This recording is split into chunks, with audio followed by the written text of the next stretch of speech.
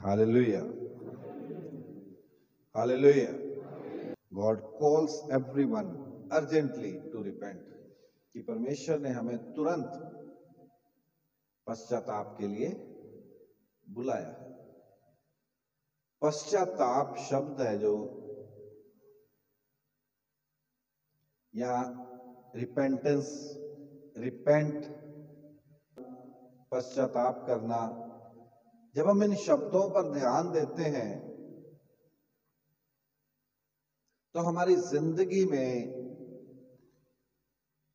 ये जो शब्द है कहां तक अहमियत रखते हैं वो हमारी जिंदगी को दर्शाते हैं। क्योंकि बहुत बार हम पश्चाताप तो करते हैं, रिपेंट तो करते हैं,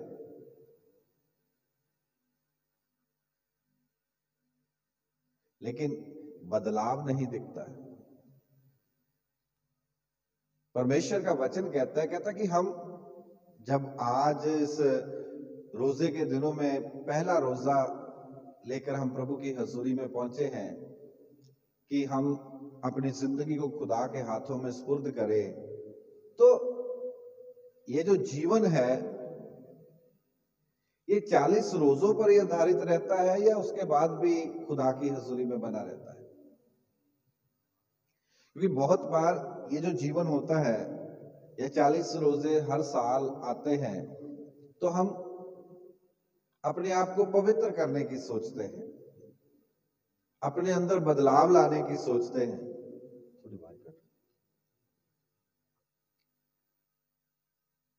लेकिन जब वो बदलाव दिखता है तो कहां दिखता है, कब तक दिखता है? पश्चाताप दिखता है जीवन में तो कब दिखता है और कहां तक दिखता है? क्या वो बना रहता है या सिर्फ लोग दिखावे के लिए वो रहता है कि हम जो कुछ भी करते हैं हम लोगों को दिखाने के लिए करते हैं कि हमने ये सब किया? क्योंकि प्रभु का वचन हमने पढ़ा योएल नबी की किताब में से, वो कहता है कि जब तू उपवास करे तो अपने कपड़े मत फाड़।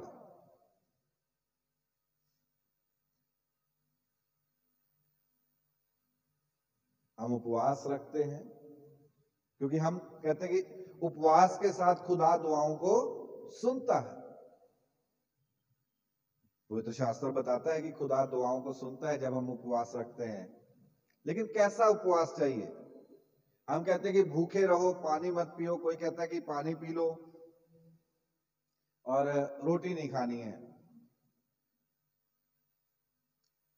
कोई कहता है कि सुबह सुबह खा लो, उसके बाद कुछ खाने की जरूरत नहीं है, सारा दिन आपको भूखे रहना है। कोई कहता है कि नहीं, जो मुंह में पानी आता है उसको भी अंदर नहीं ले जाना है, वो भी बाहर फेंकना है। कोई कहता है कि नहीं जी, चाय पानी पी सकते हैं लेकिन कुछ खा नहीं सकते, चाय पानी पी सकते। रोजों के उपवास के हमने तौर तरीके रख लिए, लेकिन उपवास के साथ जीवन में बदलाव कैसा होना चाहिए, प्रभु का वचन पर ध्यान नहीं हम देते।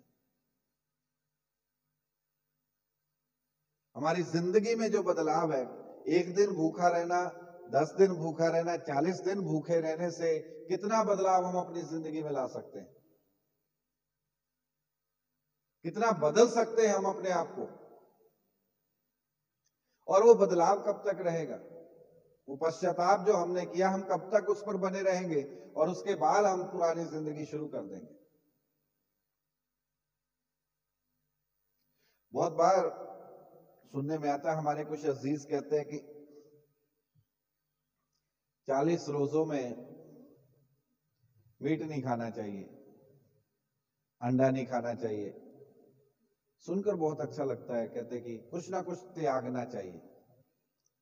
लेकिन कब तक त्यागेंगे? सिर्फ 40 दिनों तक त्यागेंगे।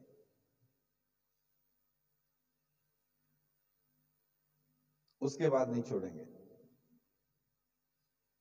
ये 40 दिनों तक हम कहते हैं कि हम ये सब काम नहीं करेंगे, लेकिन 40 दिनों के बाद क्या होगा? साल में 365 दिन आते हैं। हमारी जिंदगी के कितने साल हैं?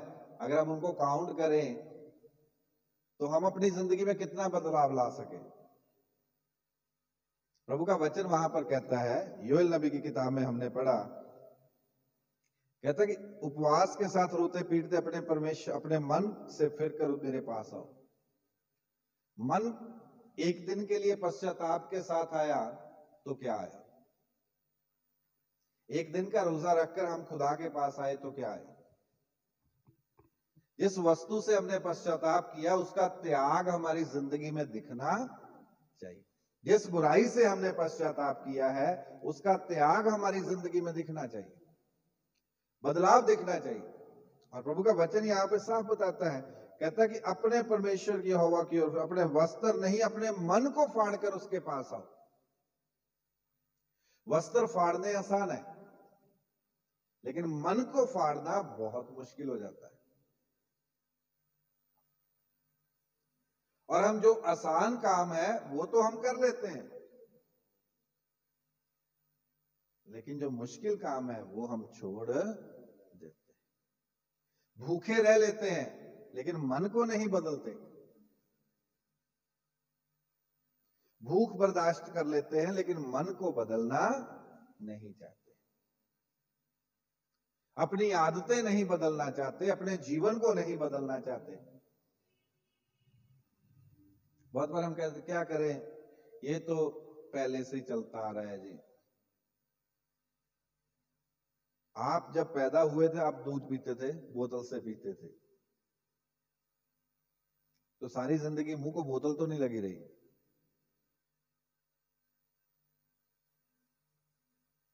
वो बोतल दूध वाली सारी जिंदगी वो तो नहीं इंसान के साथ चलती। वो तो बड़ों की कोशिश होती है कि साल 2 साल 3 साल में वो खत्म हो जाए, बोतल गिलास से पीना शुरू कर दे, और उसके बाद वो कुछ ना कुछ साथ में खाता भी जाए।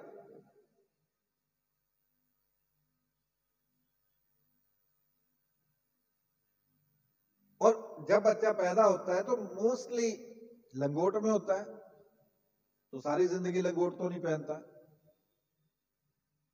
निक्कर में आता है तो सारी जिंदगी निक्कर में तो नहीं गुजर जाती। बदलाव आते हैं इंसान की जिंदगी में, तो हम बहुत बार उन चीजों को अपनाना नहीं चाहते। अपनाने के कारण या बिना अपनाए हम उनको खुदा से दूर जाने की वजह से अपने जीवन को खुदा से दूर कर देते हैं। भाई रघुवीर, आपकी गाड़ी खड़ी है, शायद वो उन्होंने गाड़ी निकाल दी, थोड़ा साइड कर दें। कि हम अपने जीवन को जब खुदा के हाथों में सौंपते हैं, हमारा बदलाव क्या है? हम वचन क्या कहता है? कहता है अपने मनों को फाड़कर खुदा के पास जाए। अपने मनों को फाड़कर खुदा के पास आए। जब हम उपवास अपने आप को देते हैं, भूखे रहते, अकेला भूखे रहने से कुछ नहीं होता। सारा दिन हम बाहर काम करते हैं, कुछ ना भी खाए पिए तो चल जाता है। क्या हो गया? क्योंकि हमारा टाइम नहीं लगा, हमने नहीं खाया। लेकिन बदलाव क्या है उसमें? प्रभु का वचन आगे देखे तो वो साफ कहता है, कहता अपने परमेश्वर यहोवा की ओर फिरो, क्योंकि वह अनुग्रहकारी, दयालु, विलंब से क्रोध करने वाला, करुणा निदान और दुख देकर पछताने हारा।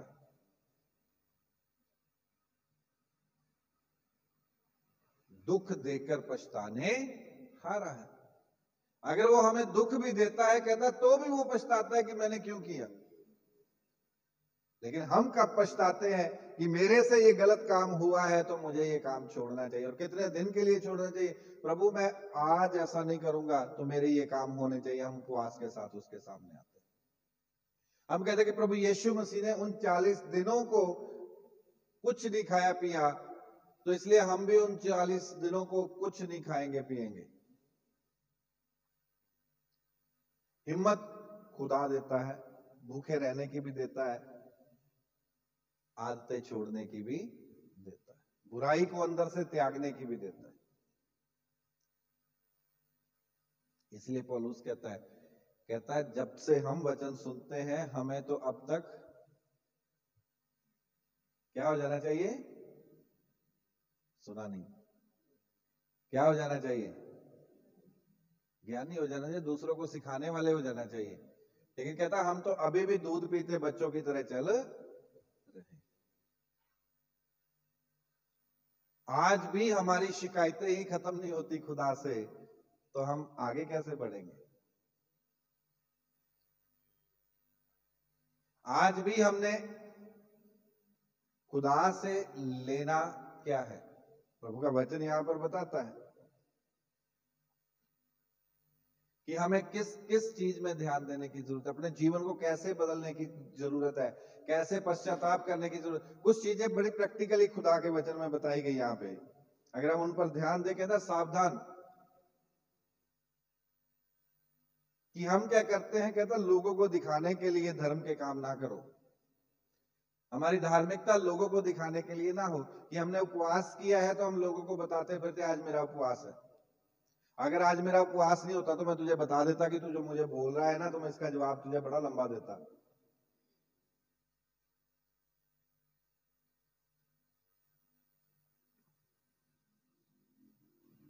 कैसा उपवास है वो? मुझे ये नहीं समझ आती कि हम दुआ कैसी करते हैं। जब हम दुआ करते हैं तो हम दूसरे का बुरा मानते हैं, दूसरे को ताने मेने मारते हैं, घर वालों को नहीं छोड़ते, पड़ोसियों को नहीं छोड़ते, अपनों को नहीं छोड़ते, दूसरों को नहीं छोड़ते। तो हमारी दुआ क्या है? परमेश्वर का वचन कहता है कि जब तू प्रार्थना करे तो कैसे कर? पखंडियों की तरह मत कर। वो क्या है? पखंडवाद है, जो हम हमेशा दूसरों की बुराई ही मांगते रहते हैं।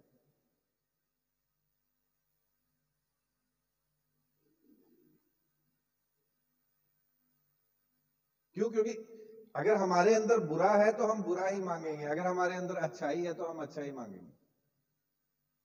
कहता जब तू दान करे तो कैसे कर? जो तेरा दाहिना हाथ करता है तेरे बाएं हाथ को भी पता चलना नहीं चाहिए। हम जाके दूसरे से पूछते मैं इतना देना चाहता हूं, मैं दे दूं कि ना दूं?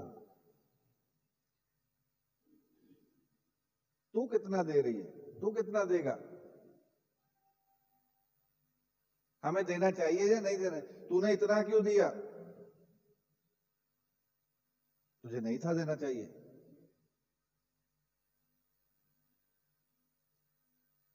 क्योंकि हम किसको दे रहे हैं? हम किसको दे रहे? हम तो अपने पड़ोसी से, अपने भाई बहन से पूछ के खुदा को देने की कोशिश करते हैं कि तू क्या देगा और मैं क्या दूंगा। ये बहुत ज्यादा है, मैं नहीं कर सकता। होते हुए भी हम खुदा को नकारते हैं।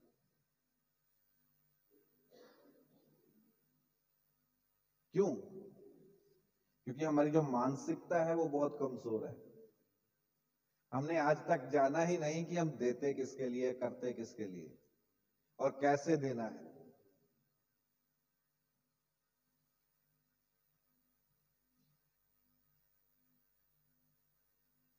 और सुलेमान को पढ़े, सुलेमान के बारे में पढ़े राजाओं की किताब में, इतिहास की किताब में। वो कहते जो चीज, जो वस्तु, व्यवस्था सार में पढ़े, गिनती की किताब में पढ़े, लेवियों में पढ़े, जो वस्तु खुदा के घर में आ गई वो किसकी हो गई?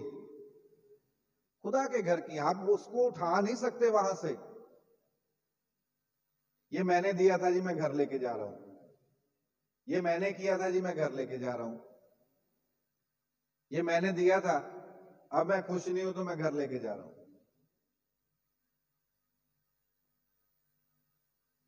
ये मैंने चीजें दी थी, आज मुझे जरूरत है तो मुझे दे नहीं रहे। वो आपकी तब तक थी जब तक वो आपके पास थी। जब वो खुदा के घर के लिए हो गई तब उस पर अधिकार किसका है? परमेश्वर।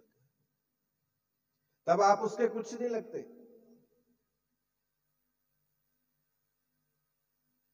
उसको कैसे इस्तेमाल करना, कहां इस्तेमाल करना, वो खुदा के घर की जिम्मेदारी है।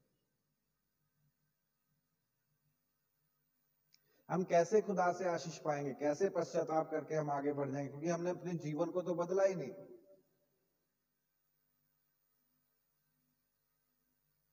हमारा जीवन खुदा से कितना दूर चलता है, हमने कभी उस पर ध्यान ही नहीं दिया। क्योंकि हम व्यस्त हैं किसमें? अपनी दुआओं में, वचन पढ़ने में, गाना बजाना करने में, भविष्यवाणियां करने में और सुनने में, चिन्ह चमत्कार देखने में हम बहुत व्यस्त हैं और हम कहते हैं कि हम बड़े मसीही लोग हैं, लेकिन चले कब उस पर? कब हमने उस पर ध्यान दिया? प्रभु का वचन कहता मन को फाड़कर मेरे पास आओ। हमारा उपवास सिर्फ भूख का नहीं होना चाहिए, जिंदगी में बदलाव दिखना चाहिए, और जो बदलाव आता है वो स्थिर रहना चाहिए कि हम इससे पीछे नहीं हटेंगे, हम उससे पीछे नहीं हटेंगे। हम क्या करना चाहते हैं, क्या कहना चाहते हैं, क्या नहीं कहना चाहते, मेरी नहीं कोई सुनता तो हम दूसरे के कंधे पे रख के चला देते हैं। हम कहते हैं कि चलो ऐसे नहीं तो ऐसे ही सही। सही को सही और गलत को गलत नहीं कहते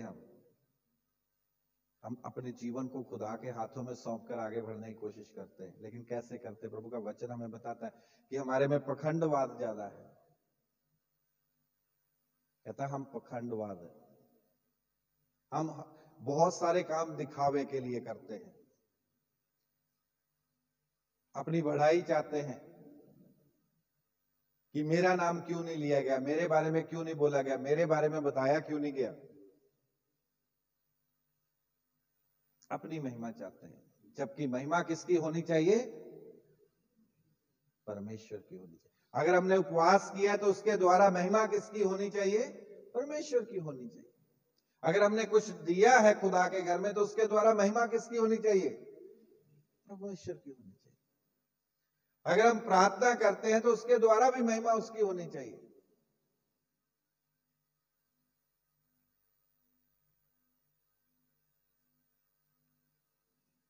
क्योंकि प्रभु का वचन साफ कहता है, हमारे जीवन को खुदा के हाथों में जब हम सौंपते हैं तो कहता है तुम्हारी बढ़ाई नहीं है, खुदा की बढ़ाई होनी चाहिए।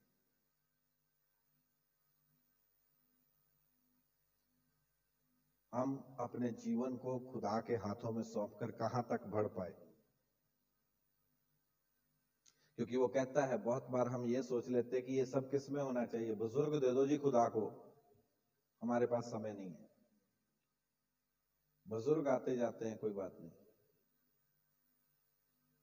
प्रभु के वचन को ध्यान से पढ़ें। योएल नबी की किताब 2 अध्याय और उसके 15वें वचन में कहता है, सियोन में नरसिंगा फूंको, उपवास का दिन ठहराओ, महासभा का प्रचार करो, लोगों को इकट्ठा करो, सभा को पवित्र करो, पुरनियों को बुला लो, बुजुर्गों को बुला लो, बच्चों और दूध पीवों को भी इकट्ठा करो। दूल्हा अपनी कोठरी से और दुल्हन भी अपने कमरे से निकल आए।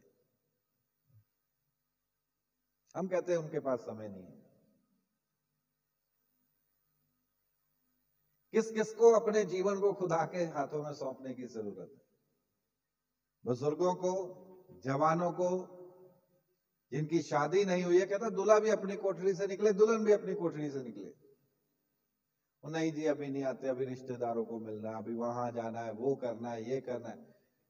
ये रिश्तेदारियां किसने दी? ये जीवन साथी किसने दिए?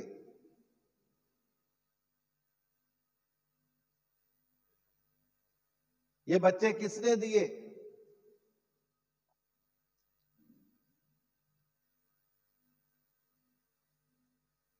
और उसी के लिए हमारे पास वक्त नहीं है। उनके पास वक्त नहीं है।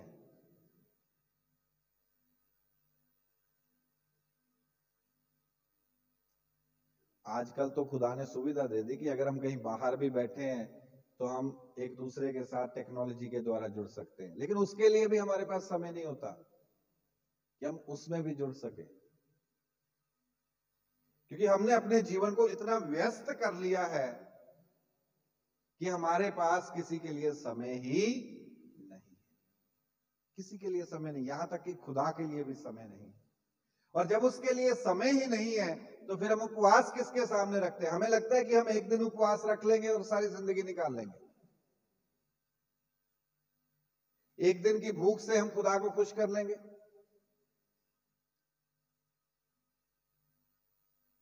दुआएं हमें सबके लिए चाहिए, और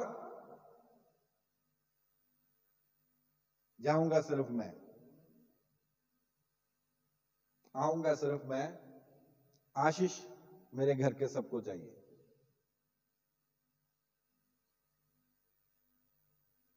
शुक्रगुजारी सिर्फ मैं दूंगा, लेकिन बढ़ोतरी मेरे सारे बच्चों को, सारे परिवार को चाहिए। काम मेरे सारे बच्चों को, सारे परिवार को चाहिए।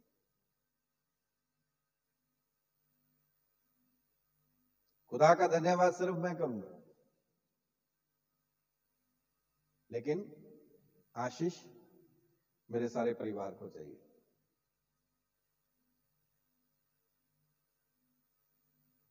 तो कहां तक हम खुदा के साथ चल रहे हैं? कैसे हम खुदा में बढ़ रहे हैं? 40 दिन हम खाना पीना छोड़ देंगे तो उससे क्या हो जाएगा? हमारा जीवन कितना खुदा के नजदीक हो जाएगा? क्योंकि 40 दिनों के बाद तो हमने वही जिंदगी दोबारा शुरू कर दी।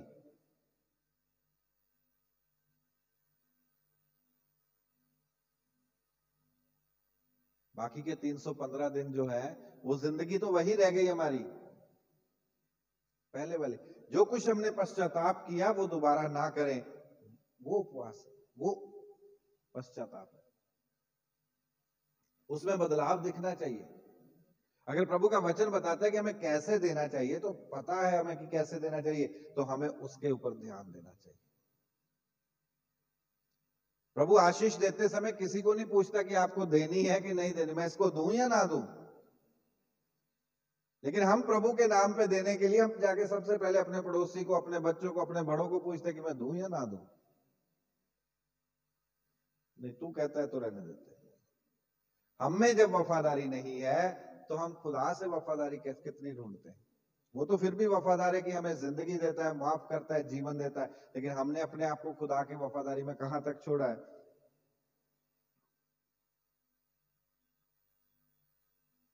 क्योंकि प्रभु का वचन यहां पर साफ बताता है, कहता है क्या जाने वह फिर कर पछताए और ऐसी आशीष दे जिससे तुम्हारे परमेश्वर यहोवा का अन्न बलि और अर्घ दिया जाए। हमारा पश्चाताप ऐसा होना चाहिए कि जिससे यहोवा फिरे और वो कहता है तुम्हें ऐसी आशीष दे कि उसका अन्न बलि और अर्घ दिया जा सके।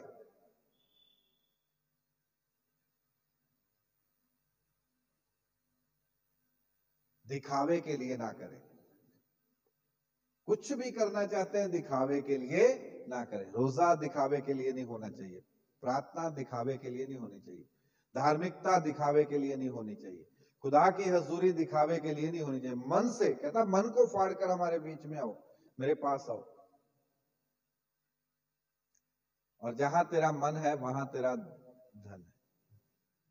ऐसा ही है कि जहां तेरा धन है वहां तेरा मन है।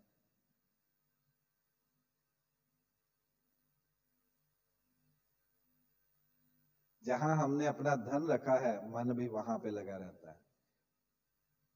हमारा मन खुदा की तरफ लगा हुआ होना चाहिए। ये 40 रोजे जो हम शुरू करते हैं, ईस्टर तक याद रहता है, क्रिसमस का महीना फर्स्ट से याद रहता है, 25 के बाद क्रिसमस खत्म तो हम भी खत्म, ढीले पड़ जाते हैं। फिर जब रोजे शुरू होते हैं तो फिर हम जागते हैं। लेकिन 40 रोजे निकले, ईस्टर निकला, उसके बाद फिर वही जिंदगी दोबारा शुरू हो जाती है। ये बदलाव सदा के लिए होना चाहिए। अनंत का जीवन पाना है, खुदा से आशीषें पानी है, खुदा से वो आशीषें पानी है जिससे उसका अन्न बलि और अर्घ दिया जा सके। तो हमें पश्चाताप जब हम करते हैं, खुदा में पश्चाताप वैसा होना चाहिए कि हमारा जीवन खुदा की बरकतों में बढ़ता जाए और प्रभु की आशीष आप पर और आपके बच्चों पर हमेशा बनी रहे।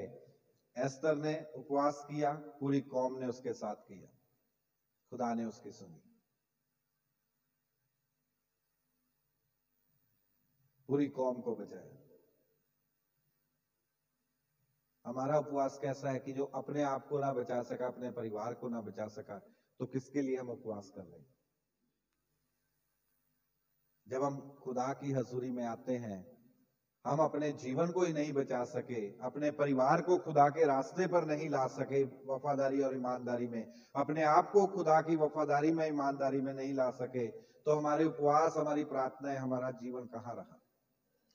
पश्चाताप के साथ आए, बदलाव के साथ आए, मनों को फाड़ कर आए, खुदा की हजूरी में बने रहे, दिखावे के लिए धार्मिकता ना करें, तो खुदा आपको और आपके परिवारों को बरकतों से भरता जाएगा। खुदा आप सबको बहुत आशीष और बरकत दे। आमीन। आइए हम सब प्रभु की हजूरी में खड़े हो जाएंगे और दुआ में अपने आप को शरीक करेंगे। सर्वशक्तिमान परमेश्वर पिता, आपकी हजूरी में आते हैं। आज के समय को प्रभु जी आपके हाथों में सुपुर्द करते, जो आपने हम सबकी जिंदगी में दी, और ये बख्शा कि प्रभु आपकी हजूरी में रहकर हम अपने आप को आपके हाथों में सुपुर्द करते हुए आगे बढ़ते जाए। आपका धन्यवाद करते हैं। ये बख्शिए कि जो आपका वचन कहता है कि प्रभु जी आपने तुरंत पश्चाताप के लिए बुलाया, तो ये बख्शिए प्रभु जी कि हम अपने जीवन को आपके हाथों में सौंपते हुए आपके वचनों में होकर चलने वाले हो सके, इस लायक ठहराइए। आपके वचन की भरपूरी हम सबके साथ बनी रहे प्रभु जी, इस लायक ठहराइए कि पिता परमेश्वर आपके बताए हुए रास्तों में बढ़ते, आपकी अगुवाई में बढ़ते, आपके धन्यवाद में कायम हो।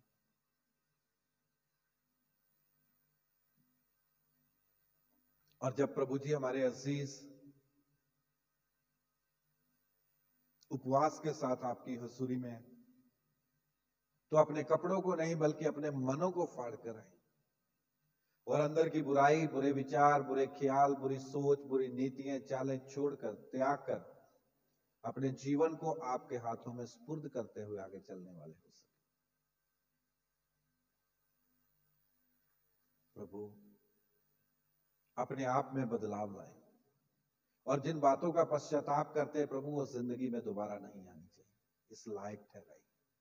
अपने चुने हुओं की अगुवाई कीजिए प्रभु जी, ताकि पिता परमेश्वर हर जिंदगी आपकी अगुवाई में बढ़ती, आपके धन्यवाद में कायम होती जाए। हमारे जितने अजीज आज आपकी हजूरी में जुड़े प्रभु जी, ऑनलाइन जुड़ रहे, उन सब के साथ होना, अपनी दया कृपा प्रभु जी सब पर बनाए रखना, अपने वचन से भरपूर करना, और पिता परमेश्वर हर एक की जिंदगी में बदलाव लाना, ताकि प्रभु जब उपवास के साथ आते हैं तो प्रभु बदलाव के साथ आए और आपसे सामर्थ पाकर वो बदलाव जिंदगी में दिखाई देने चाहिए प्रभु जी। और पिता परमेश्वर हमारे ही नहीं बल्कि हमारे परिवारों की और हमारे अजीजों की प्रभु जी, जहां कहीं भी आप हमें लेकर जाते हैं, उन सब की जिंदगियों में वो जीवन को देखकर बदलाव दिखे और आपकी महिमा होती जाए।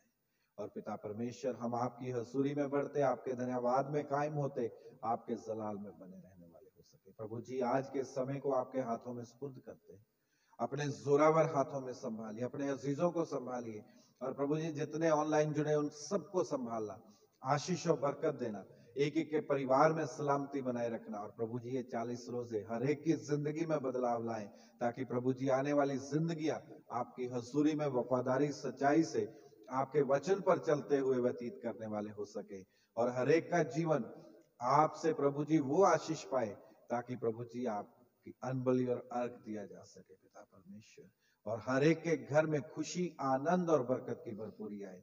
हमारे नगरों के साथ होइए प्रभु जी, एक एक को आशीष और बरकत, एक एक परिवार को आशीष और बरकत, एक एक घर में आशीष और बरकत दे, काम काज में आशीष और बरकत दे, एक एक की जिंदगी को आशीष और बरकत से भरते जाए, और आपका जलाल जाहिर होता जाए।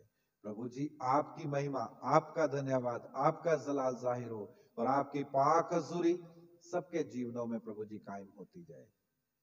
पिता परमेश्वर अपने जोरावर हाथों में संभालिए, अपनी दया कृपा में दृढ़ कीजिए, अपने जलाल से भरिए, और अपनी महिमा में प्रभु जी कायम करते हुए आगे बढ़ाते जाएं, ताकि पिता परमेश्वर आपका वचन सबके जीवनों में मुबारक ठहरे, और आपकी बरकतों की भरपूरी हर घर में खुशी और आनंद लेकर आए।